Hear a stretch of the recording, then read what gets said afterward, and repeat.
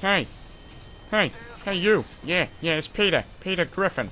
Hey, I'm gonna be bringing you some gameplay today on, Arcadin. I'm playing Call of Duty Modern Warfare 3, and, I'm gonna be using the SPAS 12. Just kidding, guys. I can't keep that up for a whole commentary. I'm sorry, as much as I try, I'm not the real Peter Griffin, so I can't be doing it for too long because, the voice just dies and it's worthless then. But anyway, guys, what are you going to be seeing in this commentary today? I'm going to be using the SPAS 12, and I'm just going to be trying to talk about the most effective methods that you can try to adopt when using a shotgun. So, obviously, let's just get the basics out the way first.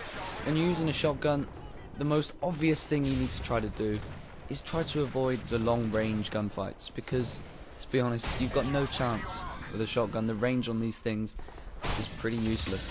So, you need to be trying to make the gunfights that you get into short, probably not even medium, but just short-range gunfights.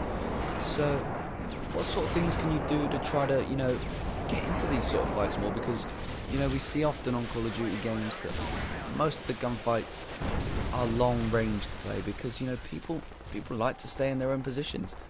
And there is a lot more campers now than there was in previous Call of Duties because, I think people just realise that it's the way to go because more people are playing for stats nowadays. They know that if you run around, the chances you've got, unless you are a really strong player, of actually getting good strong stats, they're not very good. So, this is why the shotguns aren't used enough, in my opinion. But, yeah, what was I doing on this game that I wasn't doing in most of the other gameplays that I had? On pretty much every class, I used the motion sensor and the claymore. I switched that out for the concussions because, I think you need to be able to catch the enemy off guard. And I think just being able to throw these grenades, you can then come from behind. You've got more time to be more stealthy about your attack. And when you're coming against people like that, just trying to distract you with the riot shield, there's not a lot you can do. But I think it just gives you a bit more time when you're using these grenades, and also the Semtex as well. It can be thrown quickly, and you recover quickly as well, so you can get straight back on with it. But as you can see here, I'm just trying to patrol around one section of the map, and it doesn't look it, but I've actually increased the sensitivity as well, because I think when you're using a shotgun, you need to be more aware of people around you, and the best way to be able to do that is to be able to give you more chance of winning the gunfight. And when you got your sensitivity up, you can get guys from behind you, in front of you, and to the side of you much quicker in your line of sight.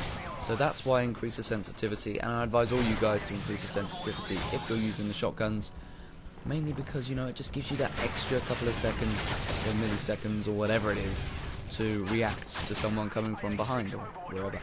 So this was a quick gameplay, and it's nearly over already, and I don't even think the other team managed to get above 2,000 points on this team deathmatch game. So, thanks to the team again, just for a strong performance.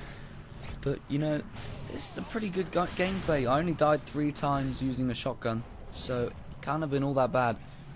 So I advise you guys, just to adopt some of the, I always get confused with those words, some of the strategies that I have tried to use in this gameplay, such as trying to be more stealthy, increasing the sensitivity to give you more chance when you're in more short-range gunfights, and just enjoy it. SPAS 12 is different, it's fun, no one can deny that. But anyway, guys, it's been your boy FPS Buffalo. Peace.